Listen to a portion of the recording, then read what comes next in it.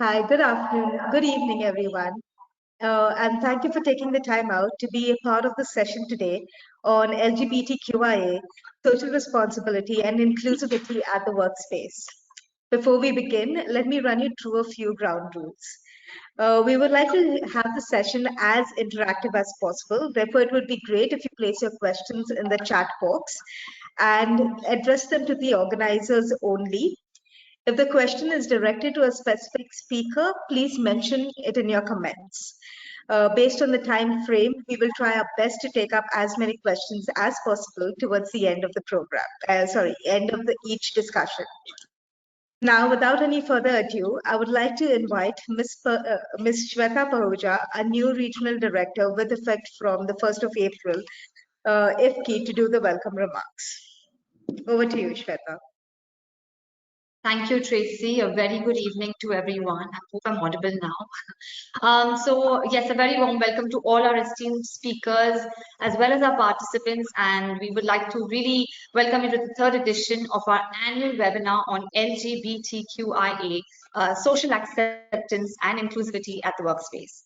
We're very pleased to be partnering with Capgemini for this event with the strong support from the Consulate General of France in Mumbai and the Alliance Française de Mumbai. Over the past years, I think we've seen a diverse workspace and with an inclusive culture has become a business imperative. And today we have a great lineup of speakers, I would say, from different sectors who through their candid discussions will take us, through their great learnings, share their experiences, about how we can be, I would say, more inclusive, be more mindful, create an awareness, and of course, offer equal opportunities for the LGBTQIA community at the workspace. With this, I would like to once again welcome you all and hand it back to Tracy. Thank you so much. Thank you, Shweta. And now to give a quick introduction to the social responsibility and inclusivity of the LGBTQIA community, we have Mr. Sami Bukazi, sorry. He's unfortunately in a meeting at the moment and therefore sent us a recorded message. I'm requesting my colleague Pranita to please go ahead and share his recorded message.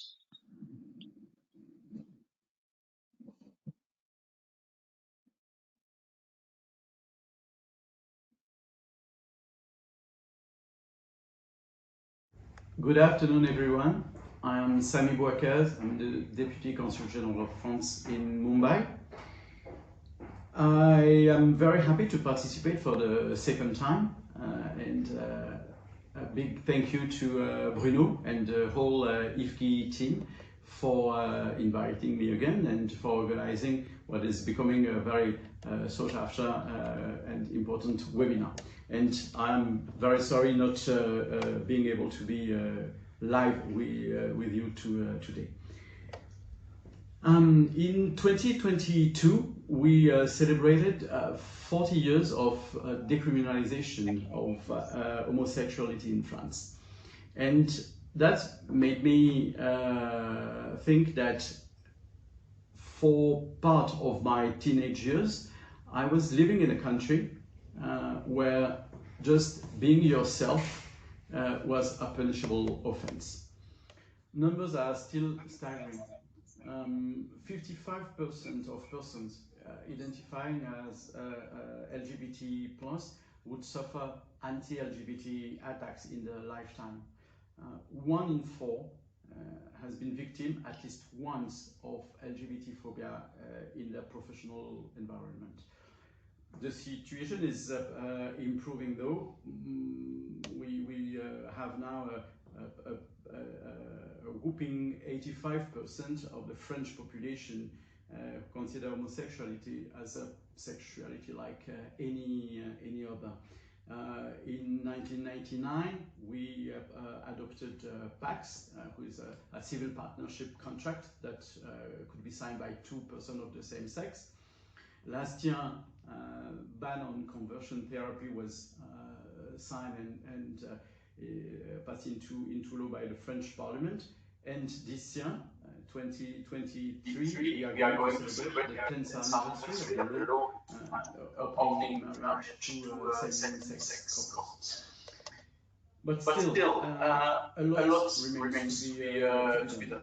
Anti-LGBT discrimination, violence, and hatred remain a reality in my country. A reality that is obviously unacceptable. And in the face of hatred and LGBT phobia, the French government tells us has a double obligation to act and to get results. And this is why it has launched in 2020 a 3 years plan of action. It is an inter-ministerial plan of action designed in conjunction with LGBT plus association. It is based on 4 work leads. It includes 42 goals, some new and some that have already been at least partly implemented. And these measures concern areas of the lives of the LGBT plus people: the family sphere, the education world, the working environment, the health system, sports. And the implementation of this plan is based on the work of all government agencies and departments, but also with the support of local authorities and the private sector.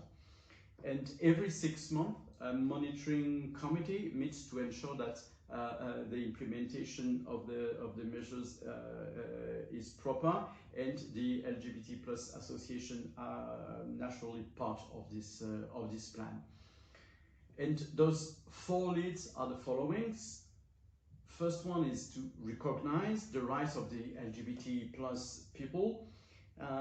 The second one is facilitating access to their own rights for LGBT plus persons. The third lead is the fight against discrimination, violence, and anti-LGBT hatred. And the last one is improving the daily lives of LGBT plus people. We all need to remember that our sexuality is not a choice, is a part of who we are. And as far as LGBT people are concerned, we are not going anywhere. I wish you a very fruitful webinar. Bye. Thank you. Merci.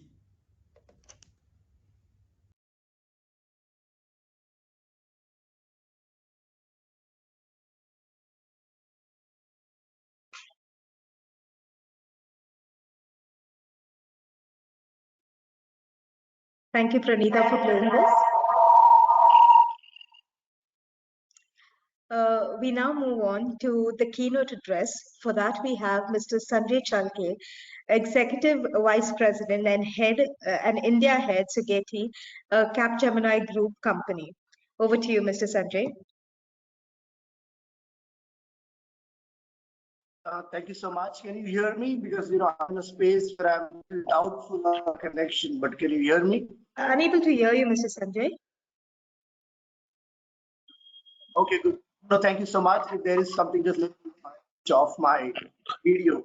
First of all, I think thank you to all the distinguished panelists and the organizers. Most importantly, kudos to FICCI for organizing events like this. They're extremely important because of their ability to push our community out of status quo. Importantly, of course, they create more awareness, encourage organizations like us and many others to step up their journey of inclusion. I think definitely a good step of doing all of this. Now at Capgemini in India, diversity and inclusion is embedded. I would say it is a part of our culture, and that's how it's top down, whether it's HR processes like recruitment, retention, advancement of people, whether it's a part of our promotion policies, parity, whether it's leadership, accountability, communication, employee engagement. We are one of the first to initiate our journey to the inclusion of LGBT plus community. Awareness and inclusion of people from the LGBT plus is paramount. We know for years that is previous to 2018 judgment, there has been years of subjugation of members of this community. This has led to indiscriminate marginalization and taboo of people. This act of our society has denied access to education, employment, and right to live the lives in a way they could choose to. And I believe that our step, which we all are taking, will definitely help. Now, what we have done, of course, through our HR policies, of course, we have set a tone to building an organization and the culture and value system which is inclusive of all of us, I would say, and I would not say all of the people now. We have modified our existing policy, sexual orientation, gender identity that covers equal opportunity employment, ethics statements, our code of conduct, our anti-harassment policy, the usage of gender neutral language, of setting up gender washrooms, etc. I think all that speaks for what we do. Of course, there are some other things, peripheral things which we have done, that is enhancement of parental leave policies, whether surrogacy or adoption leaves, to our colleagues. Our bereavement leave has now been extended to partner of employees who identify as LGBT. It's not related to just spouse, mother, wife, but it is about any other partner. We have introduced medical cover with policy also for gender reassignments surgery with a month-long leave. We also now celebrate LGBT plus recognized dates that come up with a calendar like Idahood and a pride term. Our hiring process are agnostics of candidate gender identity or sexual orientation. I would be happy to tell you just today we have changed how a job description should be written and should not be mentioned or he or she. And it is coincident that we just today deliberated on that and we have been working on it. At the conclusion, I think we are all in different stages of our journey to inclusion, and I believe everybody plays a role to make this effort successful. I urge every employee, leader, clients, customer, partners, no matter what role we do or they do, be curious and make an attempt to understand diversity around us and build acceptance that allow us to be with, work with and engage with other people who may or may not like us. In fact, at the closing, I would like to take this dialogue or rather this conversation and awareness from tier 1 city to tier 2 and tier 3, because a lot of time, the organization like us are privileged, or rather the people working with organizations are more privileged, and since we are probably part of the tier 1 city, I feel that some of this should go to tier 2, tier 3 cities, so there is a movement, there is an awareness. Thank you so much. Thank you, Mr. Chalke, for delivering the keynote address. We will now move on to our panel discussion. Our first panel discussion is on LGBTQIA transformation towards social acceptance. Moderating this panel is our very own Director General from IFCI, Ms. Payal Kanwar. And joining her as panelists are Advocate Siddharth Batra, Advocate on Record, Supreme Court of India. We have Samir Samudra, petitioner of the same-sex marriage. And we have Ms. Radhika Piramal, Executive Director and Vice Chairman, VIP Industries Limited. Over to you, Payal. Thank you so much, Tracy. I'm really excited now to take forward this first panel. I think a lot has been said, but I think I'd just like to begin by saying that this event has really become an important one for us. As you know, this is the 3rd edition, and I think the conversation is more and more relevant for our member companies, especially for leaders and HR teams who are constantly finding ways to improve employee well-being, promote diversity and inclusion, and of course, foster a positive workplace. We've got an excellent lineup of speakers for this panel and for the next one as well, so do stay tuned. And I'm hoping that all of you really take away something from today's exchange.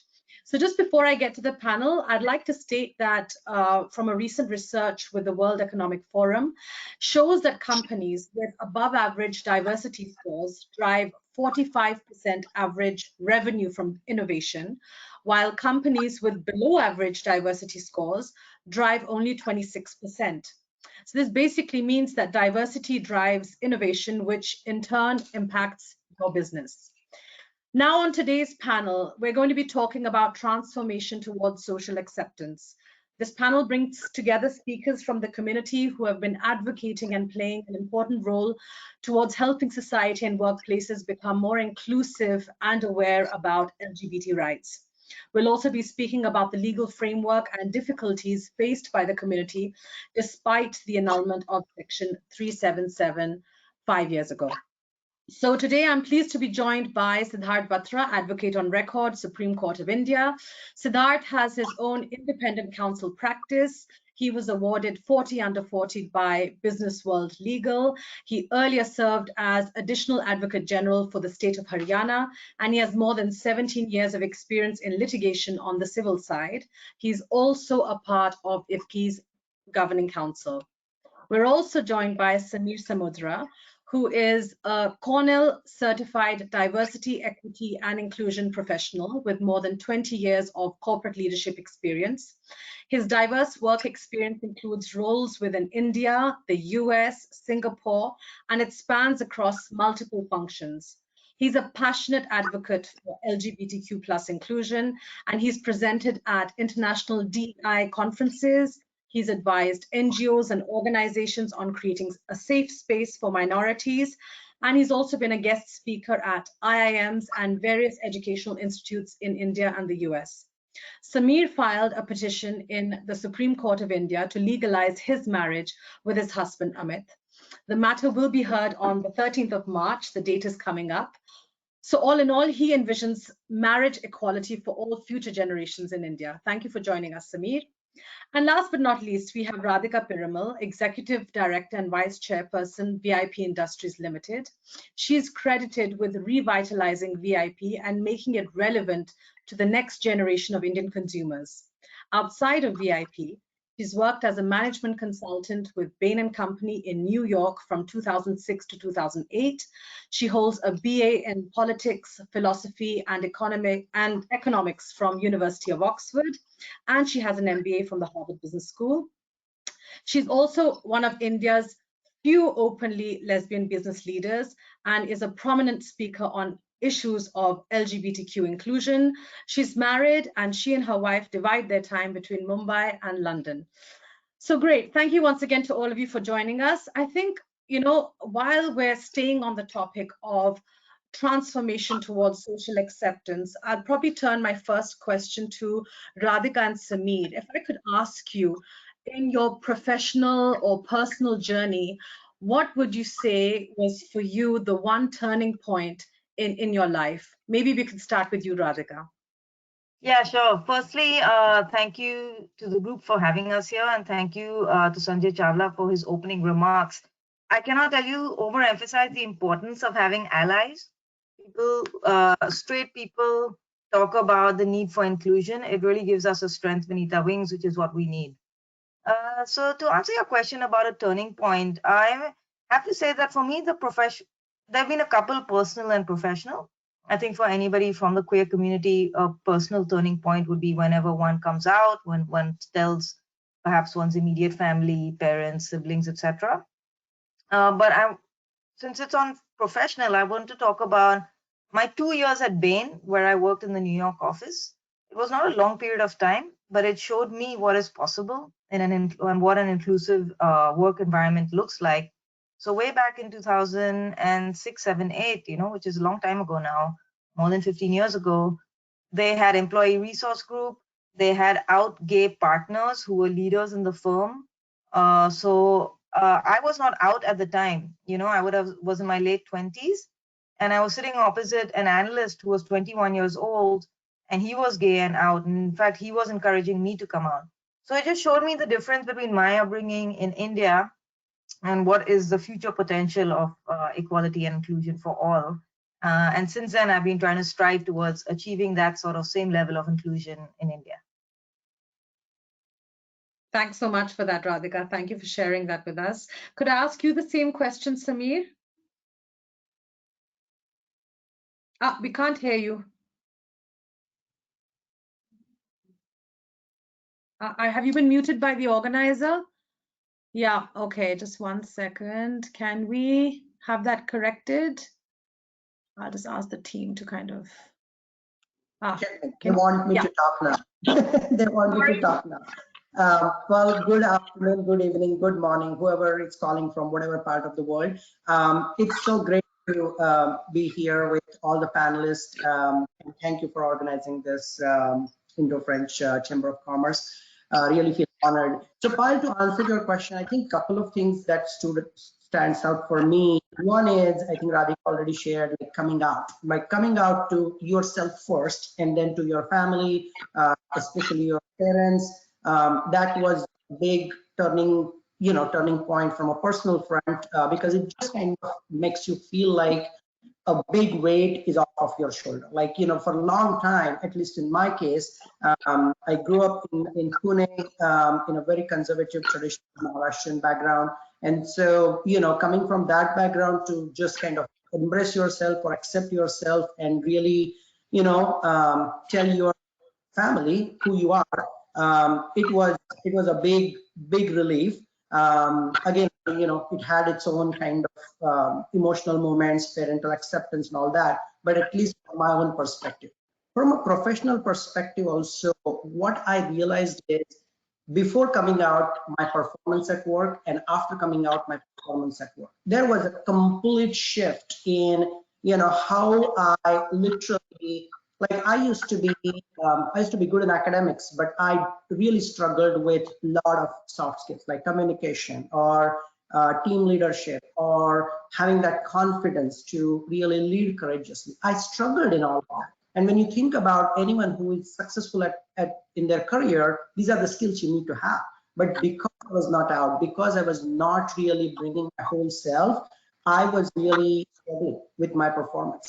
And once I really accepted myself, once I came out to a selected number of people, again, I wasn't really comfortable at that point in time to come out broadly, but really to few people, I felt that I belong there. I felt that I'm part of this bigger, right? And so that sense of belonging really helped me to blossom in my own career. And that's the turning point. And I felt like, what, for LGBTQ plus people, there is so much talent, but unfortunately, because we are not out, because we are not bringing PR to the table, we suffer.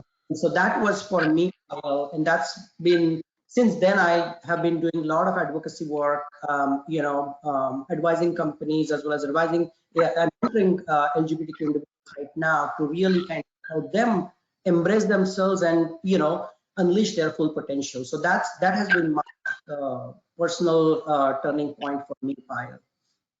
Thanks so much, Sameer. I mean, I think what you said is so relevant, especially when it comes to feeling comfortable in your own skin and the kind of repercussions that can have. So thank you for sharing that. I'll move to you now, Siddharth, on the legal front. I mean, since the judgment of the Section 3 of the Section 377 was passed by the Supreme Court of India, what progress have we made on the legal front?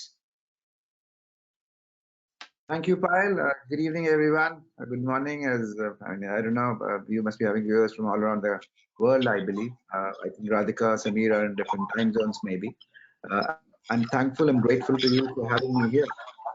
While to go back to your question, what you asked me, in fact, yes, there's a paradigm shift which has come post 2018 judgment, the Navjot Singh Johar judgment, the much celebrated judgment which came ultimately from the Supreme Court's reading down our Section 377 of the IBC, reading 377 of the IPC.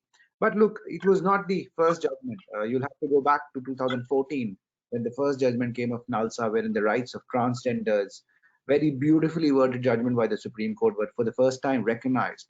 And Supreme Court in words said that, look, they're so beautiful people who are oppressed, harassed, and ultimately, why shouldn't society come to their rescue? And it was a beautiful little judgment where everything was taken into consideration. And ultimately, Supreme Court said that till the time the government does not come up with the law, they passed directions as to what their rights will be. Post that, then came the judgment of Swami, which is right to privacy. That's a 9 judges of the Supreme Court. They also considered the Nalsa judgment, which was referring to on transgenders. They held it to be a valid law. They in fact discussed the entire judgment in that, and then yes, they came to 376 judgment. So after that, yes, there is a paradigm shift. But yeah, before me, one of the speakers was saying that it has not gone to the tier two cities in India. Maybe the feeling, the idea has not set in as far as the metropolitan cities are concerned. I believe we are making considerable progress. And there are people like Samir, I must acknowledge, appreciate that he's the one who's taken the bold step to move to the Supreme Court, agitating for his rights. And he's very well within his rights to do that. And that's a great step forward. Along with him, there are other petitions also pending. I think the day is not far. You said 13th of March, maybe 13th of March is the day. It is before the bench of the Chief Justice of India. He's proactively considering it.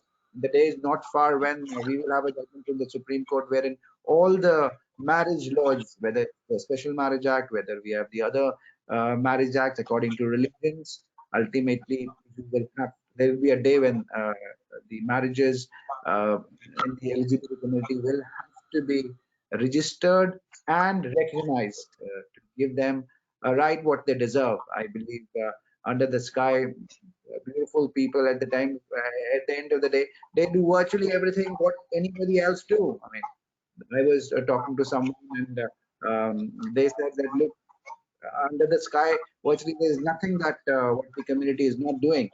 And one more thing which is really appreciable and what the court said is there's a famous case for Corbett versus Corbett, which talked about the biological test. Ultimately, Supreme Court put its step down and it said it is not the biological test, it's the psychological test. And it is about how one feels like. And we have a beautiful constitution also, which I'll come to later as to how the constitution of India guarantees rights to the LGBT community, for which obviously courts have stepped in. But then going back again to the question as to how we have to progress. Look, there is now acceptance in the society, and there's openness about it. We are seeing a but I was reading about it. Maybe Nepal is doing better. Nepal already, the Supreme Court of Nepal has already recognized the rights and already amended the Marriage Act, wherein the marriages are recognized and registered. So that's the next step forward. Looking forward to a day, and there's another precedent that we have, that was passed by the Madras High Court, in which a transgender was given the right, and the marriage was registered under the Hindu Marriage Act, and it has been said by the court that bride would mean the transgender as well. So obviously there's a lot of hope, a lot of positivity, and I do not think so the day is far when people like Samir and everybody supporting his movement will see that everything has fallen in place, and we'll have a big celebration then. Thanks so much, Siddharth. And yes, we're all hoping for the day when it comes in the very near future. So thanks. I'm actually realizing on this panel how similar Radhika and Samir's lives are, because they both grew up here, they both live abroad, they're both married with their partners in different countries. They've both worked between India and London or the US. So maybe now just coming back to the professional context. I mean, I think, again, I'll ask you both the same question. We can start with Radhika. But what do you feel are the main differences between how a multinational company would, operate as compared to an Indian company in terms of its policies on diversity and inclusion? And what is the gap that you think still needs to be filled in India?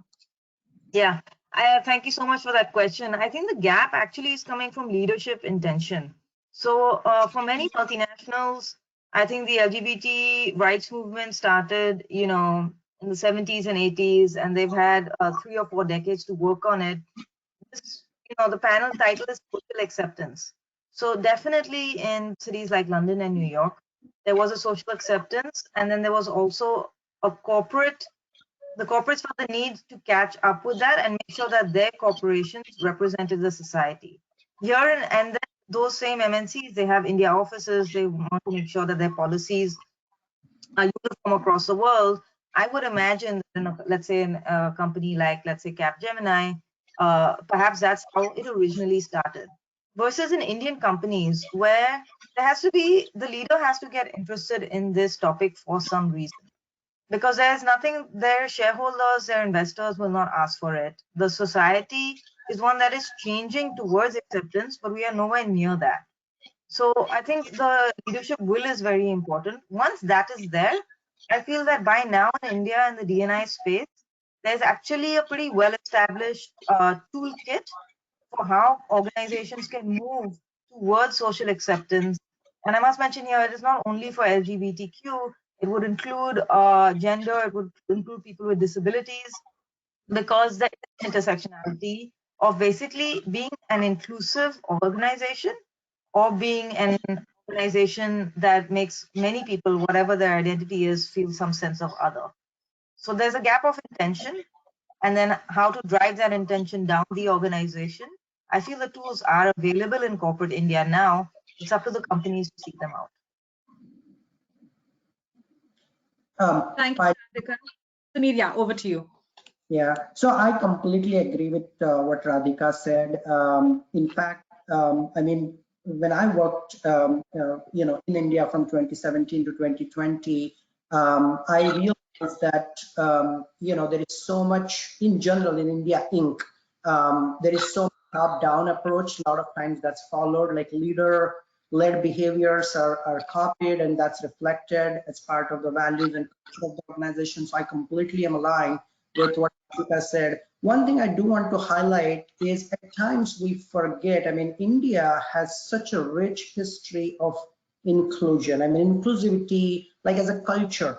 I mean, we always kind of try to look at like, okay, what is the US headquarters telling us, or what is the corporate headquarters telling us, and then try to replicate, which is not necessarily a bad model. But really, when you look at our own history, our own kind of, models of inclusion, the reason I say that is a lot of times people still feel being gay is a Western concept. I heard that so many times, like, oh, you are in the US, you went to US, fad is a Western, and I'm like, no. You go back to our own scriptures, you go back to our own philosophies. So I really want to challenge our India leadership, our India, because there is still, and I'm going to talk about this elephant in the room, there is still a bias within India leadership about LGBTQ. No matter what we say, there is still this bias in India Inc. On this topic. And we have to, and there is a lot of efforts going on, so I am appreciative of that, but still there's a long way to go. Because as an openly out gay couple, when you operate in an environment where you see that, where you experience that, you kind of know that this has to change. And so I agree with Radhika, it has to be a leadership driven culture. We have to really, the tools are there, I think, and when I say tools are there, we also have our own rich heritage culture. So we shouldn't really forget that also. This is part and parcel of our own heritage, and we need to just make sure that, for a long time, again, the culture has shifted over the years because of colonization, because of invasions, whatever the reasons might be, but we really have to get back to who we were as a inclusive society. Again, it's more of a philosophical kind of a mindset, but it really is taking us back to who we were, is what I feel. Thanks, Sameer. So I think it's quite clear. There's a lot of. Sorry, can you hear me? Stopping. Can you hear me? Yes, I can hear you. Yeah, sorry. I was saying that I think that based on what both of you said, there's obviously a lot of sensitization that still needs to happen. And that's why events and discussions like these are so important, especially for us, because as a Chamber of Commerce, we have so many member companies, close to 650. And I think just by way of reinforcing and having these discussions is really where the message kind of filters through. So thanks for that. Siddharth, coming back to you. So can you tell us, what does the Constitution of India say about the rights of the LGBT community? Thank you, Payal. I'll just add a quick line to what Samir said about the history of our country before coming to your question. In fact, he touched a very nice topic. If you look at our history, I was in fact in one of the judgments also. In that judgment, there was a reference given of Mahabharata, the great fight that we had at that point of time between the Pandavas and the Kauravas. The Pandavas won ultimately, and there had to be a sacrifice which had to be made of one person. That's called Aryavan. So Aryavan, his sacrifice had to be made. His last wish was that he wants to be married he wants to be married, and he can then go and for that sacrifice. And nobody was ready to marry him because of the reason that somebody was going to die. Why somebody would like to marry, and there was nobody ready at that point of time. It was the Krishna that's ultimately named as Mohini, who then came forward and turned himself to a female and got married, and he was the one who turned after that and cried. So look, this goes back to a lot number of years, and I don't know why our society could not be sanitized till now, and why there are still inhibitions. Coming back to our constitution, the Constitution of India is a great document. It's one of the biggest constitutions of the world. You'll be surprised to know. When our constitution was drafted, there were instances which were taken from US, from different many other countries, and it's a beautiful document if you ask me. We under the sky are all have to be governed as per the constitution, and the constitution, if you ask me, is very clear. It's very clear, very categorical. uh, Article 14 is what I'll talk to you first about. The Article 14 is very clear. It says there has to be no discrimination. So if anybody is discriminating to any citizen of this country, the word used is citizen. If anybody is discriminating, if you ask me, that goes to the root of our constitution, and that immediately infringes the right. And that is why the Supreme Court, ultimately people approach the Supreme Court, succeeded in getting such section 377 and getting rights for transgenders and the LGBT, which includes transgenders as well. And then we have Article 21, which talks about right to life. It is your life. It is what you decide for your life. It is, I said earlier also, it is how you feel. So you have a right to have a decent life as per your wishes. That's what our constitution guarantees. Then comes Article 25. That's called right to conscience. If you ask me, the constitution is so dynamic. It's actually even hinted and gone towards the conscious. Ultimately, the conscious has to be answered, and the constitution in the fundamental rights, the first part, guarantees that you will have a right to conscience. It's like right to professing any religion. It's like a right to freedom of speech that you have. It's the right that we have to breathe air. I mean, if you ask me, I compare it to that. So in all, reading down all the articles from Article 14, 19, that's called freedom of expression and speech, then Article 21, then 25, all throughout, all read together, if you ask me, without any doubt, gives a right. Number one, to be recognized. Number one, gives all the freedom. Number two, when I know Samir has to approach the court for getting a decree of the court, for getting an order from the court, which is, if you ask me, unfortunate. The rights have already been established. The rights have already been written in a long judgment. The Supreme Court has already recognized the rights, and it's become a law of the land. Once it's become law of the land, if you ask me, strictly legal view is that this has to be followed, and this has to be followed by present incumbent government at the center or maybe at the state level. And I believe at some point of time, the state will also have to come forward, because it's the ultimately duty of the state. We live in a welfare state. I see so much happening in the UK where the government is coming forward for sanitization of people's views. I, in fact, very closely follow the Mayor of London. How open, how aggressively he's going towards that, And I think that's the change which I would like to feel. Coming back to your question, our constitution is very clear.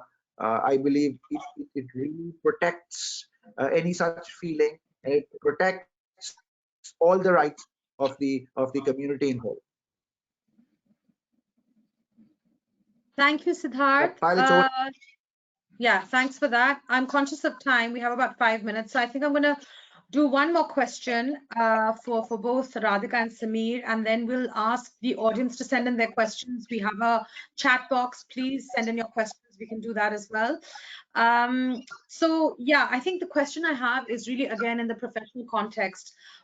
How do you bring about equity in all your policies, right from hiring up till promotion, recognition, and then along the chain? I mean, what are your key thoughts on that, Samir? Maybe starting with you. Sure. So I feel, I mean, we already talked about the role that leadership plays. At the center of this all, the LGBTQ plus employees have to be at the center of it, right? I mean, that's one thing, like, you know, right from the whole life cycle of employees, right, from the recruitment to, you know, retention to their promotions or development, we absolutely have to have LGBTQ plus employees at the center of it. What is happening at I'm seeing in India Inc. especially is there is a lot of sensitization and awareness work happening, which is all great. There are a lot of infrastructural, like policy changes and process changes are happening. That is great. At the same time, I do think we need to start thinking about how do we ensure that LGBTQ plus talent is not only just hired, but they are actually developed, they are grown in the organization. What can we do to really ensure? Because I mean, you know, what I envision, Payal, is the India Inc. where LGBTQ plus talent is not just, you know, at the grassroots, but it is at the top level. We want to envision India Inc. where, you know, we have top leaders who are openly out. Like Radhika is a great example, right? So we need more out leaders. We need LGBTQ plus people who are in a position of power. We need them where key business decisions are made, where, you know, they can change things, right? Which will only happen when we actually not only bring in that talent, but we develop that talent pipeline throughout the organization. I think that is one ask I have. I know a lot of companies, representatives are there. I see that is the next step of evolution in this journey, because there's a lot of sensitization and awareness work happening. Great, right? Policy changes, great.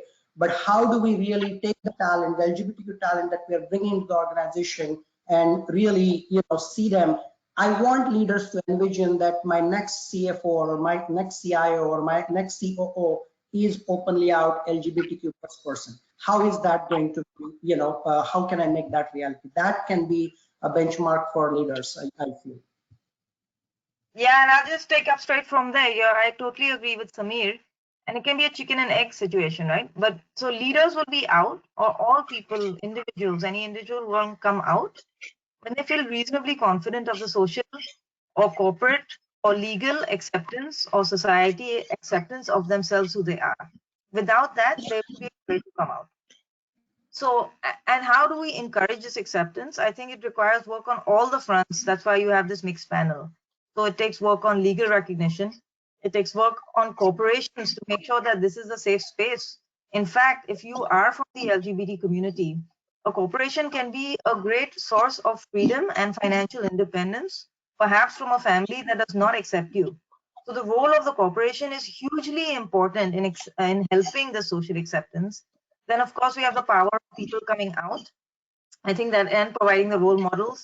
And it would be wonderful if there were people who are out across all streams, whether it would be in corporate India, film, music, Bollywood, sports, politics. That is a, you know, then we know that our society is truly accepting.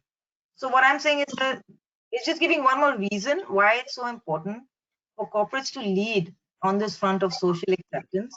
With the time we have, I can't go through the whole toolkit, but for the people on the call, I do want to just highlight there's this book called Queeristan, written by my friend. Yeah, we had him last year. It's a super handy toolkit right here. So, you know, it's available. The toolkits are available. It's about how much you as an HR leader, or you as a CEO, or you as an LGBT person, employee within a large company, can strive towards pushing for it. And the upside to the corporation is that they will get a very, very devoted, loyal employee who can be themselves, bring their full self to work, and really perform at a different level for the organization.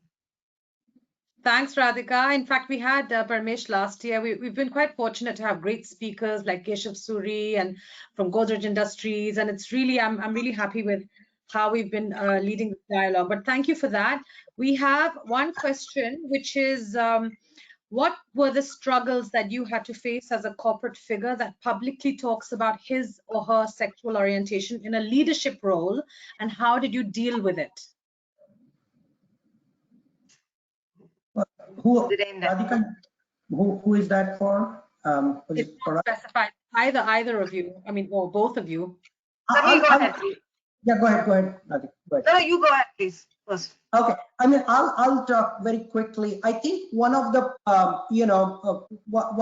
it's a privilege when you are at a leadership level and you are openly out. I feel that's a position of power where you should use that opportunity to empower others. So I felt really privileged to do that. But at the same time, there were instances where I had to really kind of advocate for my own community, and in the top C-suite with top C-suite leaders, and you have to really kind of take some of the issues head on, and that was kind of at times uncomfortable, but for anyone who's kind of doing it first time, we know that that's the reality. But that was a little bit challenging, to be very honest, like in the initial phases, but over the time I got used to it. But yeah, I view that as a position of privilege in my mind, to kind of really empower others to to be themselves. Thanks. I think the struggle is actually one for most people, I think, that happens in your early teenage years, and it's really about the acceptance of oneself. I really feel this is a starting point, because unless you feel confidence and love for yourself instead of some sort of shame and anxiety, I think it's difficult to perform well as a family member, as a professional employee, whatever it is. So it does take a certain amount of bravery, I think. And once that first thing is overcome, then I think fortunately now we are moving to a place in India where you can find pockets of acceptance. So for example, if your friends don't accept, if your parents don't accept, you can find some friends.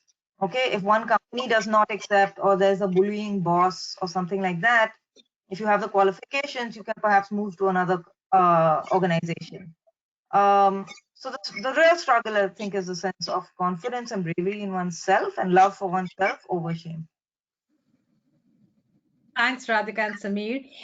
I think we'll take one last question. So this is, hi, I'm Seema, LGBTQ champion for Société Générale, which is a French bank in Mumbai. And my question is to Advocate Siddharth Batra. Siddharth, do you think the decriminalization of Section 377 and the subsequent judgments of the various judicial bodies, like the famous one of Justice Venkatesh Anand of the Madras High Court, are being implemented on the ground?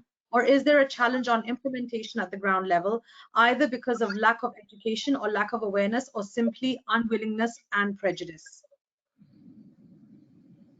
It's a good question, and I think that is why Constitutional Court, when she's talking about the Madras High Court and there's the celebrated judgment which you just mentioned.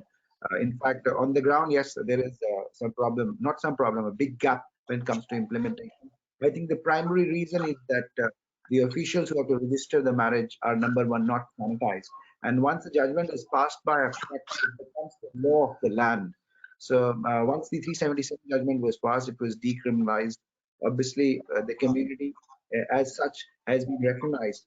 And yes, it's not just that judgment. There's another judgment also wherein the court directed the marriage of a transgender woman to be recognized and registered. On the ground, obviously, yes, there is gap, but it's the start. Maybe once we're gonna see more judgments, more courts coming to the rescue, I think we'll have a change. But at the moment, yes, there's a problem on ground. I really relate to it, and I can really understand that yes, there is a problem. But maybe there'll be better times. The petition which has been filed by Samir in the Supreme Court gets decided, it becomes a law which everybody have to follow. I do not think so at that point of time you will have to go to any court for implementation as such. So let's wait for 13th, and that's what I said initially. Maybe 13th will be the day then we'll celebrate more. Thank you very much. Okay, so I think we'll close this panel. Thank you, Radhika, Siddharth, Sameer, for being with us.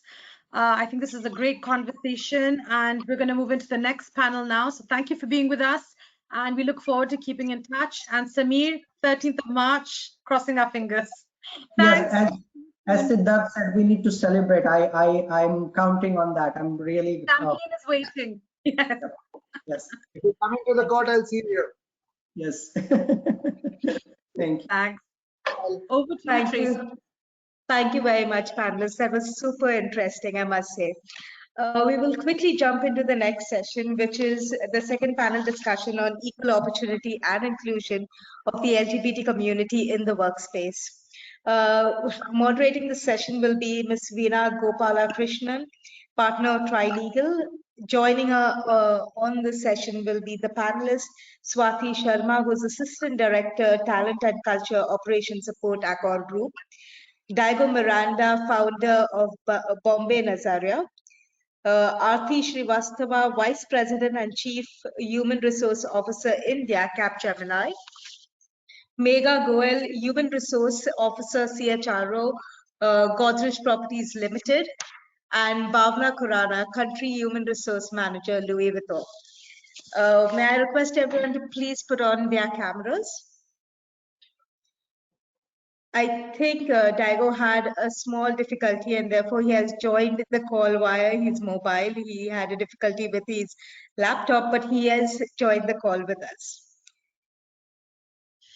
Okay, see Swati, Aarti, Bhavna, Megha. Veena, are you on the call? Is Veena there?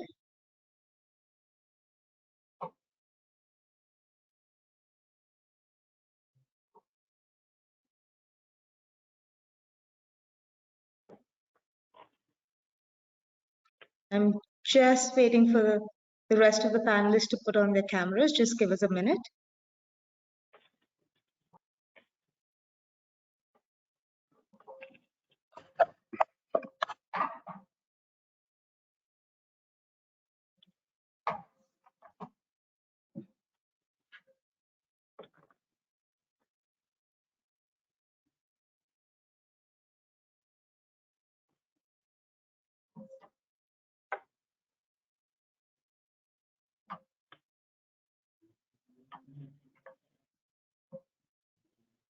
Dear panelists, could you just give us a minute? We are just trying to get in touch with Ms. Veena.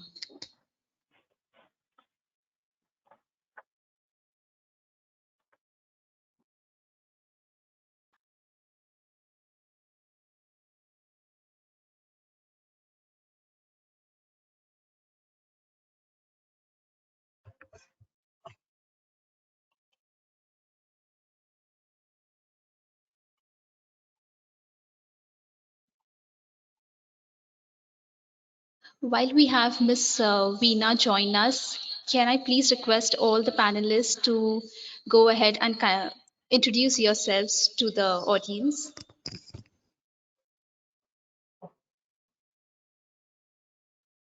Hi, everybody. My name is Aarti Srivastav, and I work in Capgemini as India HR leader, as their Chief Human Resource Officer for India. Have been with Capgemini for around 12 years, have worked with different industries, and extremely excited and honored to be part of this panel because this topic is very, very close to my heart, and I think it's very, very relevant in today's time that we are discussing on this. So welcome to a good discussion along with my colleagues.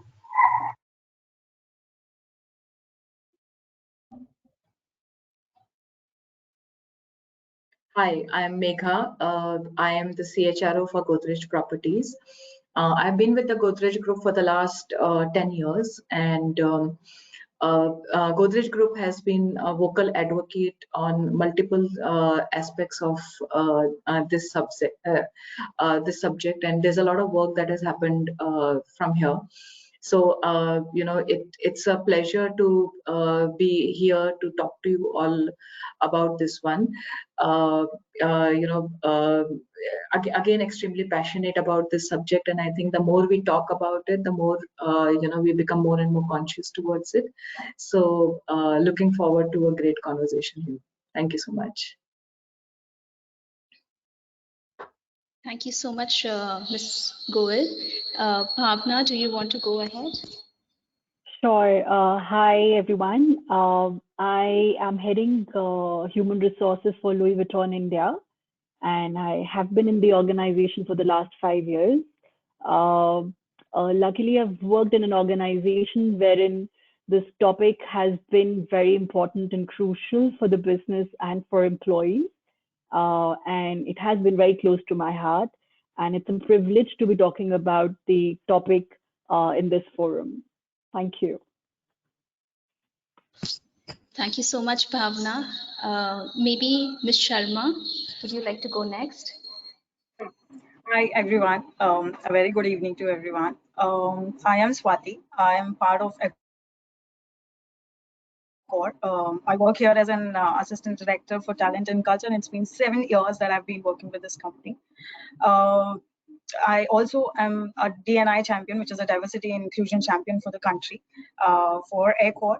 And as the topic is very close to me, all across the pillars that we have, not only LGBTQI, but disability, gender, and generations.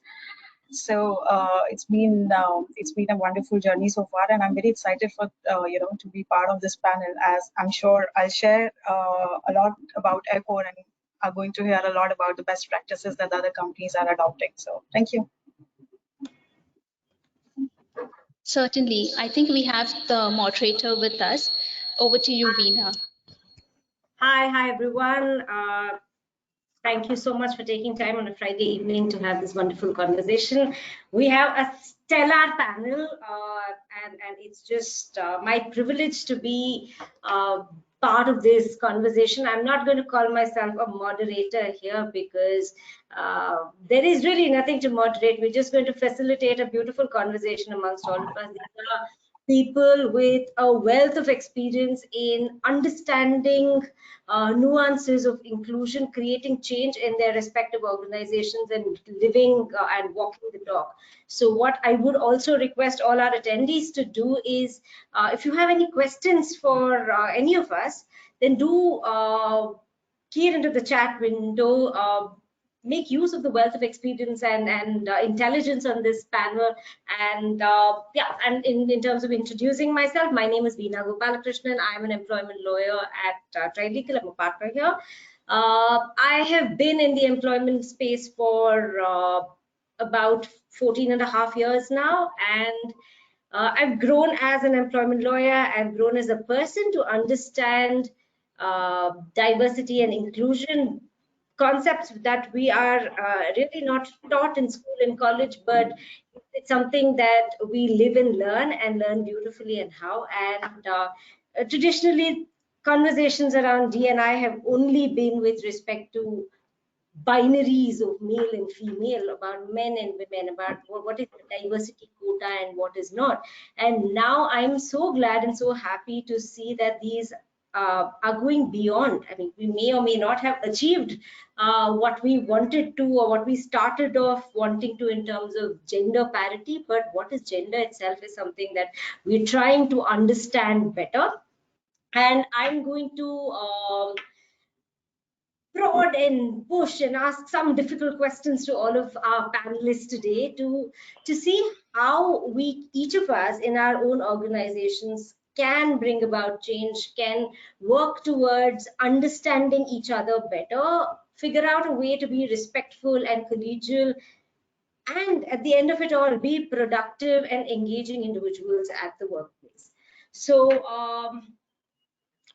do we get started? Is it good time? Yeah, it's exact sharp 6, so we're perfectly on time. And it's a bunch of wonderful women on this panel, so I'm thrilled. Who do I start with? I'm going to start with Megha. The topic of this panel is really equal opportunity and inclusion of the LGBTQIA community in the workplace. what really is equal opportunity? What does it mean to you?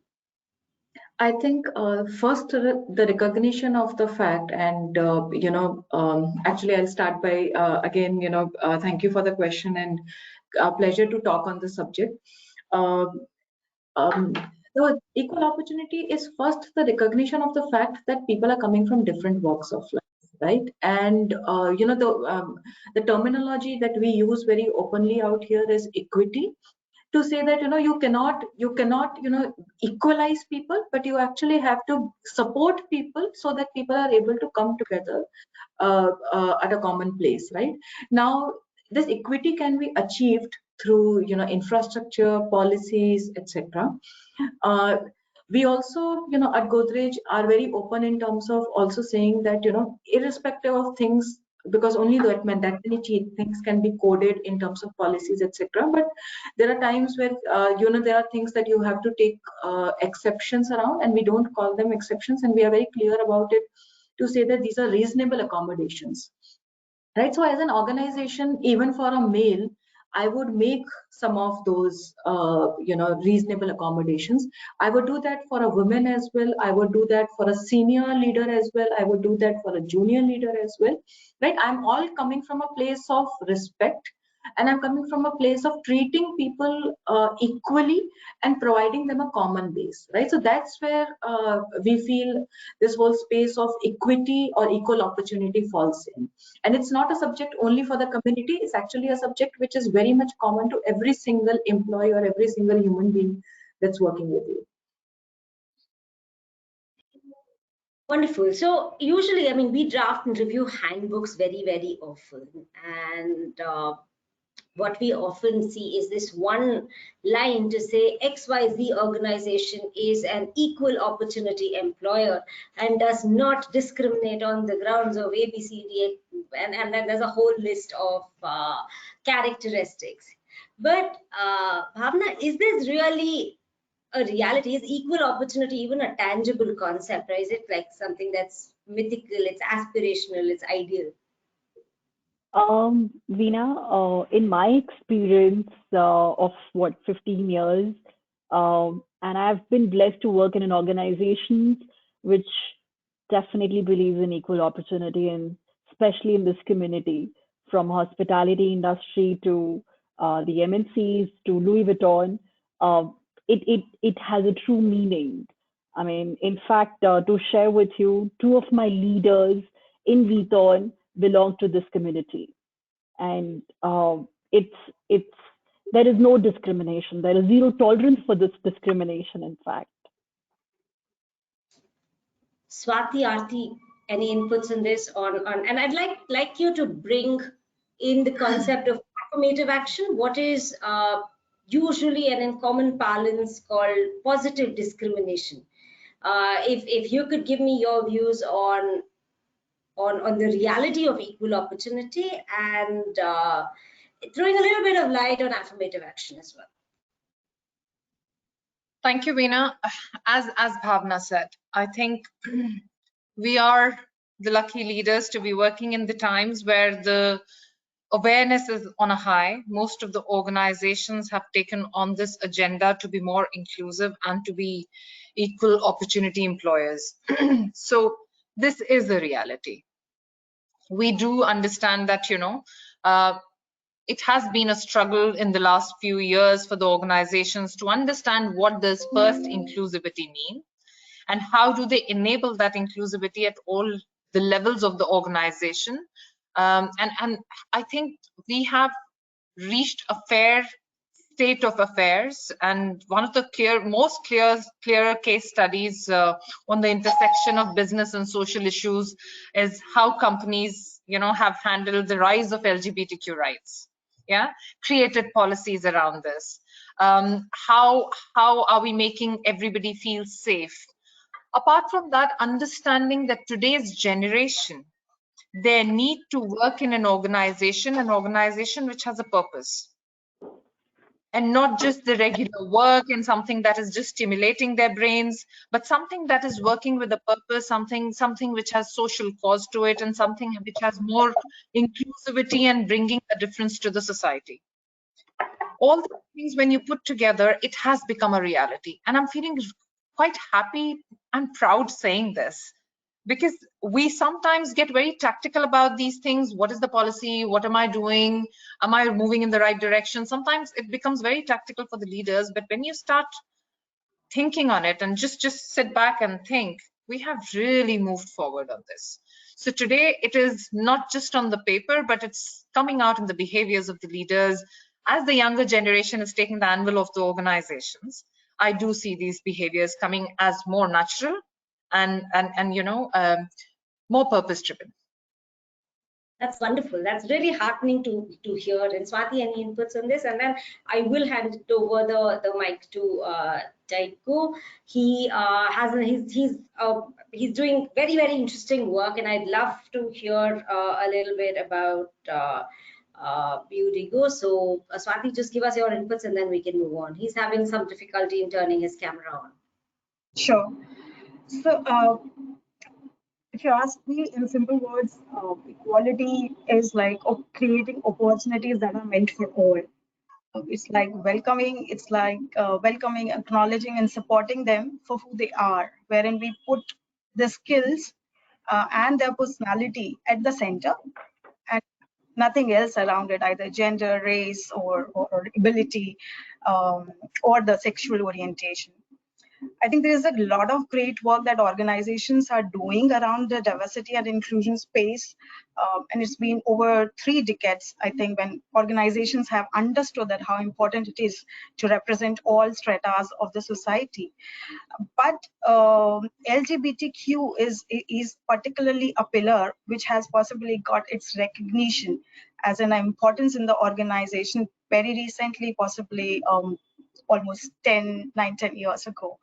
But yes, it is one of the very important pillars that organizations take consideration into to welcome and to make these people, to make this community feel secure and free in our workspaces.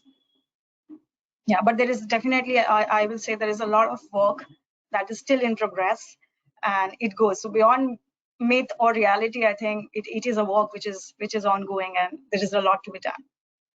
Absolutely. Yeah. Over to Digo. Please introduce yourself and give us your thoughts on equal opportunity. And I think you are creating opportunity in the space that you're working in. Hi, am I audible? Yes, you are. Yes. First of all, I really love to apologize to everyone. I couldn't turn my camera on due to some difficulties. Also, very good evening to every one of you all, and and having me part of this. Thank you so much. Okay, so my name is Diego Miranda, and I'm the founder of Bombay Nazaria, one of a small cafe trying to make a change in the midst of the violence of Mumbai.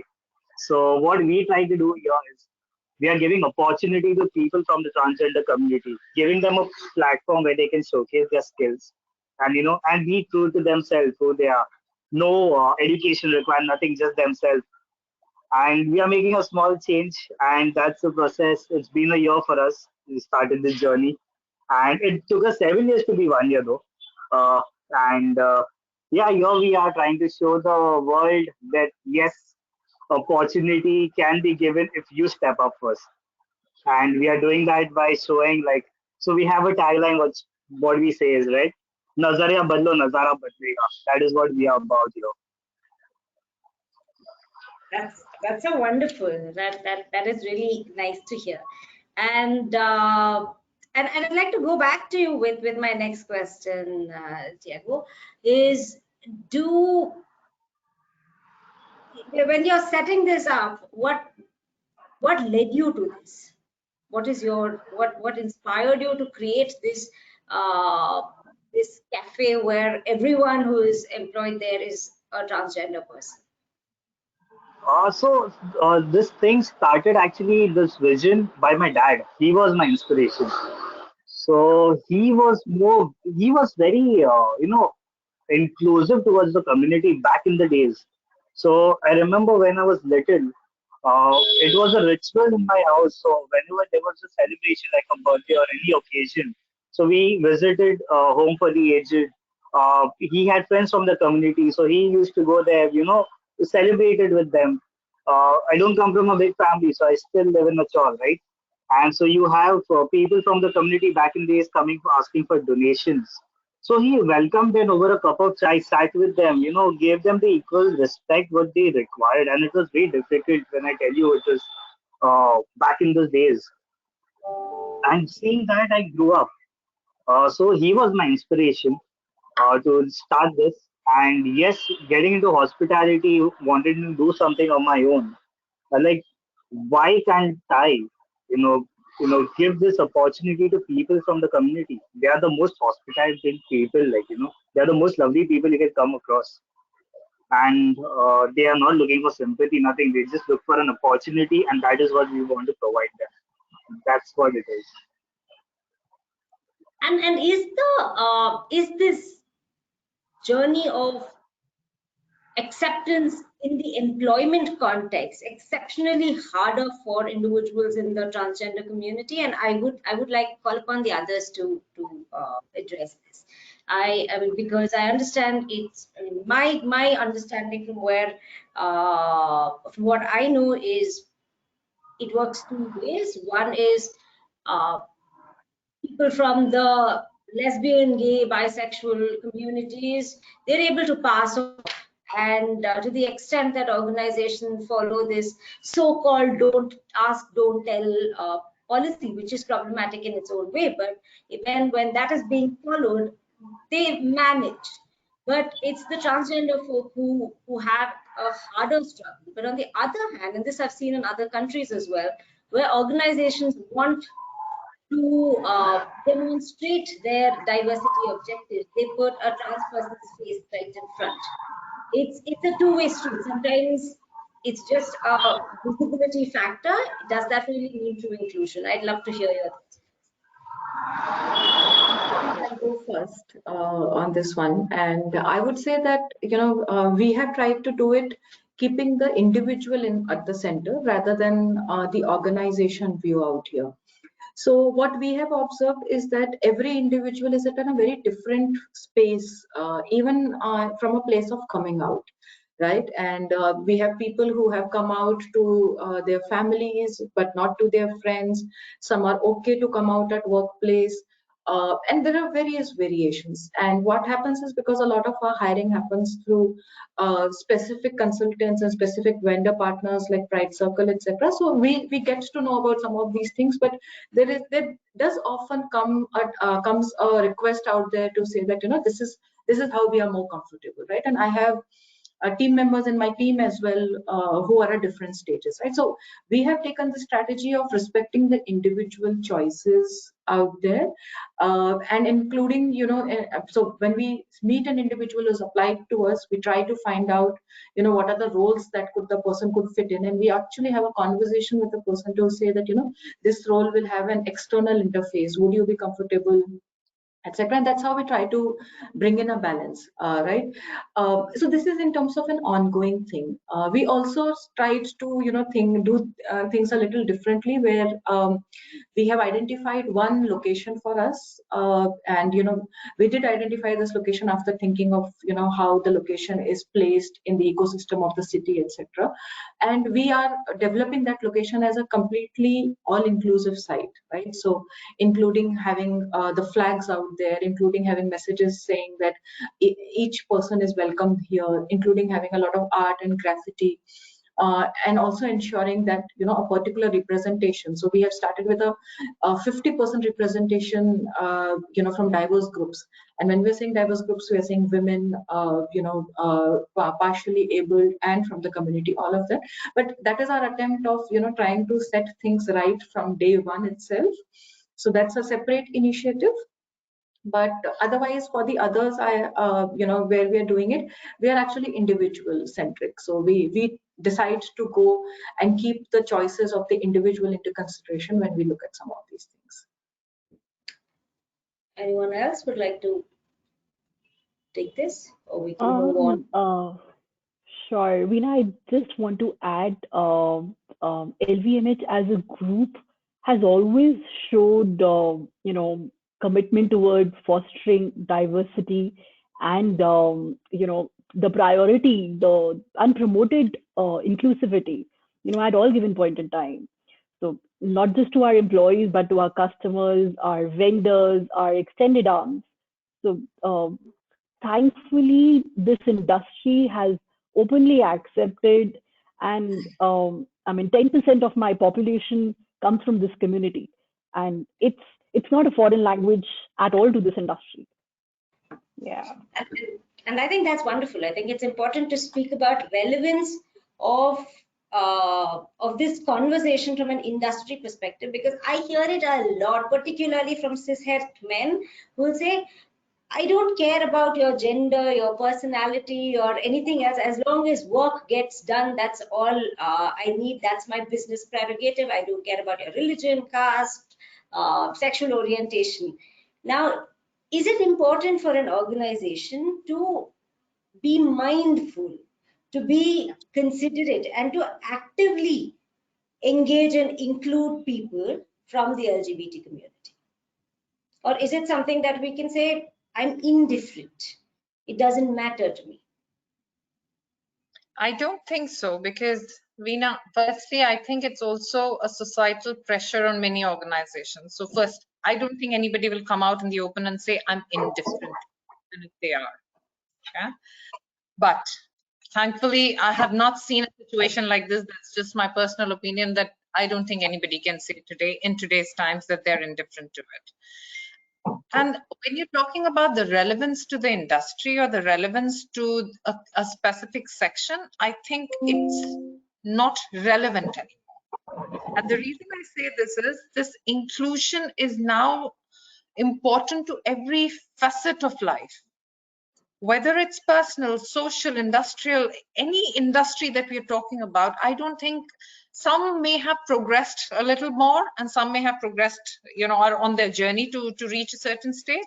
But I think the relevance cannot be questioned in any facet of life today.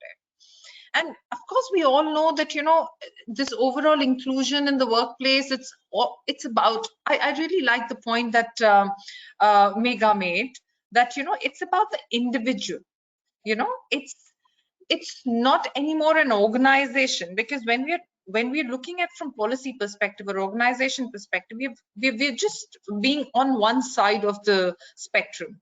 When you start looking at individual, you realize that how do you frame a policy which has so much of diversity, and you really need to tailor it to the individual needs and understand that your role is to make every single individual, to make them feel safe and comfortable, and in bringing them their whole selves to work, and understand that, how can it lead to a greater outcome of an overall team. So it has to be on the both ends, that it is individual at the end, it is also about the business and the organizations.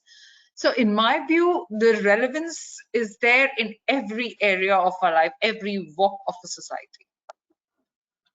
That's wonderful. Inclusion is industry agnostic. It's something that goes on to all facets of life. It's there in every place. Anyone else?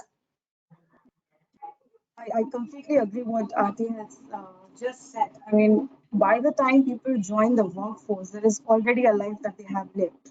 There is already people that they have interacted with. So they already have certain things in mind, what to speak, how to speak, what to explore, what not to demonstrate, right? So it is very important that we lay emphasis on what they prefer, how they want to be treated, whether they want to come out and loud and speak about their orientation, or whether they are not comfortable about it, or it takes time for them to talk about it. So definitely, it is very much an individual specific choice. Having said that, I believe that since an organization is a group of people, so it is important that every organization represents all the facets of the society, and none is outside the scope, including the LGBTQ. So it is very much relevant for all the industries, regardless what they do, what business are they in. If I talk about my industry, hospitality industry, we are in business of welcoming everyone, welcoming people. For us, you come to our hotels, you dine with us, you enjoy with us. And we want to provide you the best of the services that we can give, regardless who you are, regardless where do you come from. So it is important for us that our clients, our employees, and the communities around us feel comfortable and secure to tell their demands, to communicate what they like, what they don't like, and to ask for the things that they would want to have with us, either in the form of employment or as a guest to us. Veena, I like to add this one. So, just 2 or 3 aspects. So, firstly, at Godrej, we believe that it is the right thing to do. So, there is actually, firstly, no debate about the fact whether there is a business case that exists or not. And there's intensive amount of, conversations and discussions that have been happening in the organization for us to all build towards that. Secondly, I would actually want to bring the perspective of the sector that we are in. And, properties is not typically a sector which is very known for even diversity from a gender perspective, right? Plus, we are a talent crunch sector. Over the time that we have hired people from the community, just to give you an example, they are actually doing very well. You have people who are from all walks of life. You have CAs, you have marketeers, you have people who are HR professionals, legal professionals, who are actually out there and competing with the others professionally to, for performance and for promotions and everything. From a business case perspective, it makes zero sense in this talent crunch industry or talent crunch ecosystem in all to actually say no to a particular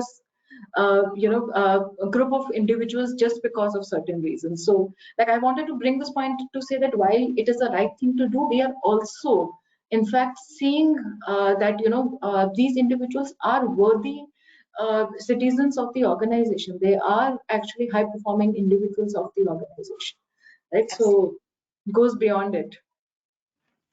Yes, and I think it would be really relevant to our attendees to understand how each of you have gone about your inclusion journeys, because the way I look at it, I think it can be a very clear chicken and egg story where companies say, we want to do it, we know the business case for diversity, we know it's the right thing to do, but our organization is not ready, we don't have the necessary policies, frameworks, our people are not ready. What if somebody treats a person from the LGBT community badly? Then it's probably a legal, reputational issue. That's not something that we want to burn our fingers with.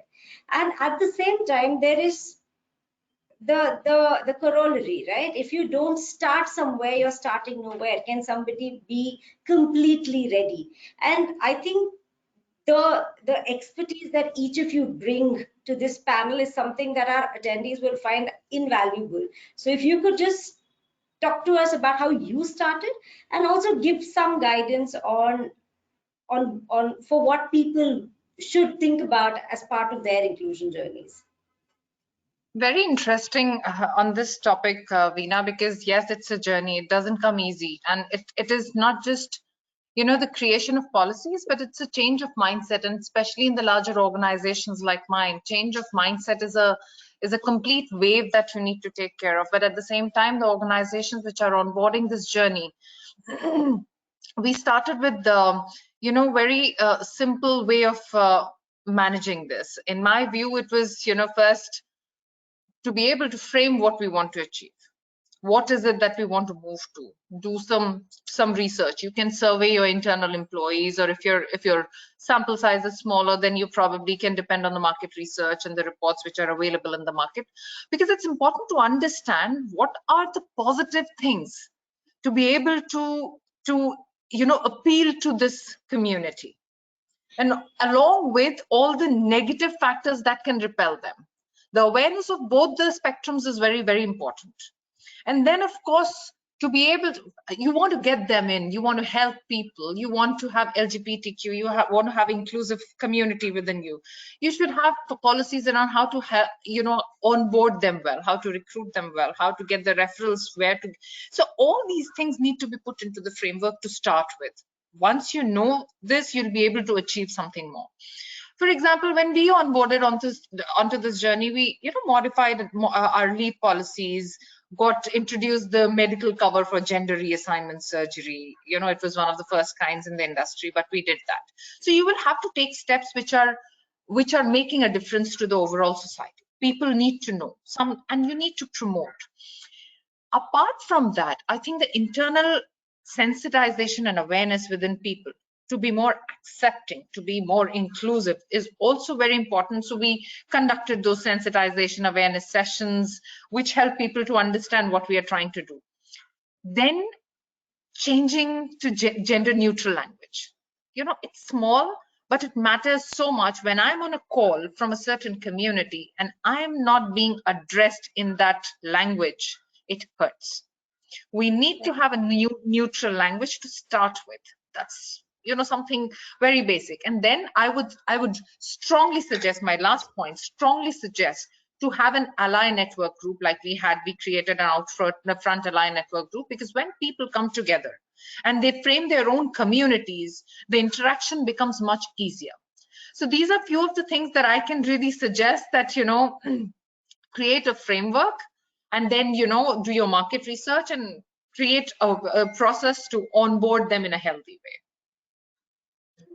I think that's very valuable. I'm going to discuss 2 points that you mentioned later. We'll bring it back. One is gender neutral language and how that really needs to be focused on, and on policies, which we will delve into a little bit in detail in the next round when we come back to you.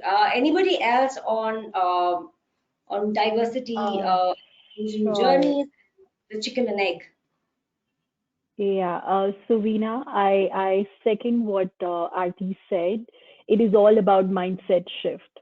It is all about acceptance. And it is a top-down approach, right? I mean, if leaders believe in the concept, in the framework, the acceptance, because it's all about educating.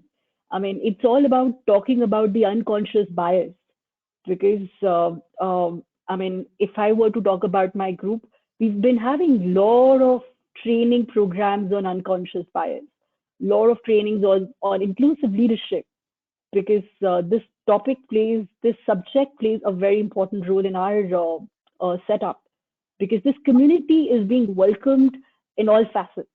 I mean, from a leadership to the staff, to the workers, to the clients, to the vendors.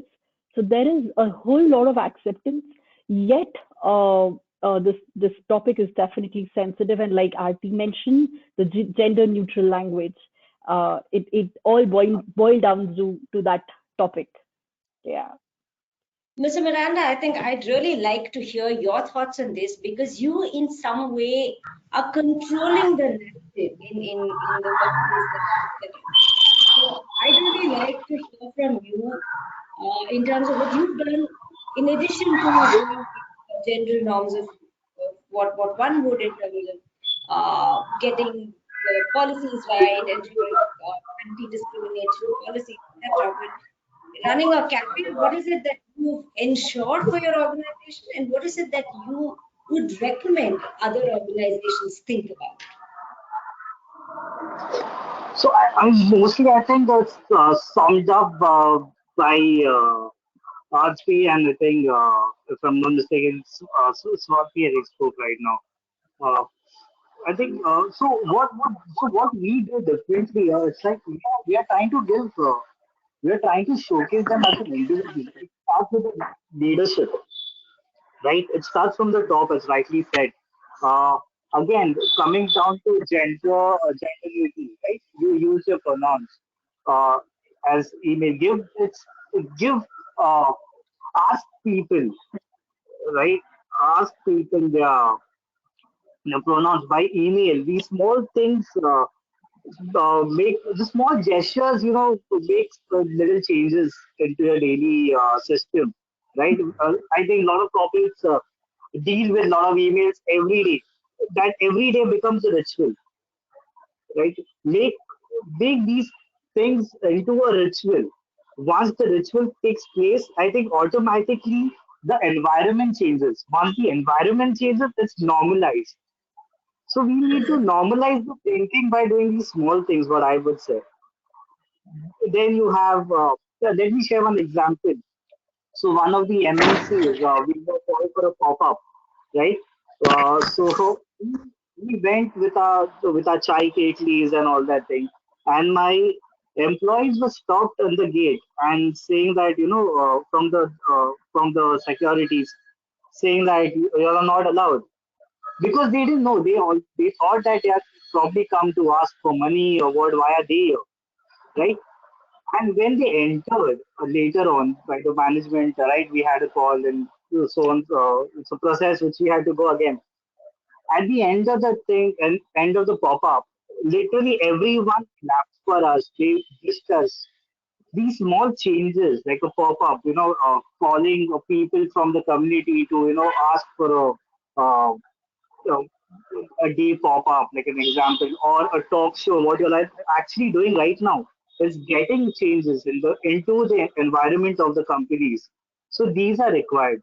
These things make a small changes, and it's betterment of the culture what you are trying to impact.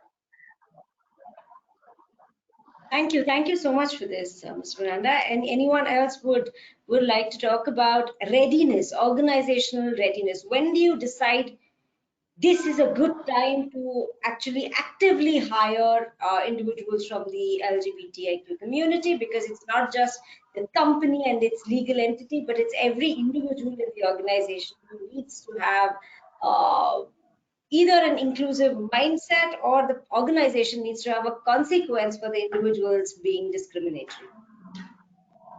Veena, I'll just add my 2 bits here, and I'll say something which is slightly provocative here. I'll say that, in so many decades of we talking about women employment, have we reached a place where we say that we are absolutely ready? Have we reached a place where we are still not talking about stereotype training? We're still not talking about posh acts. I think the amount of work that all of us have done already, and each and every single organization doing, still we say that this is a journey. We are far away from achieving equality, there, far away from achieving equal representation also out there.